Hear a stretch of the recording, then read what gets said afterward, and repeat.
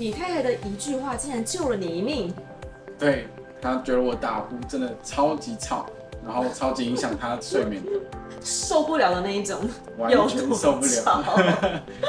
应该是从客厅，他坐在客厅都可以听得到我打呼的声音。哇塞，就响彻云霄的那一种，是完全吵到他完全没办法睡觉。对。那他是怎么样救了你一命？就是因为他觉得我很吵，因为打呼真的太大声，所以他把我抓去给医生看这样子。做检查。是，先做睡眠检查。对。然后做过睡眠检查之后，才发现我有比打呼还更严重的问题。呼吸中止症吗？是。睡眠呼吸中止症，你第一次听到这个名词吗？那时候我是完全不知道这是什么症状，以为就是可能睡一睡，哎，我就可能不见了，死掉了这种情况。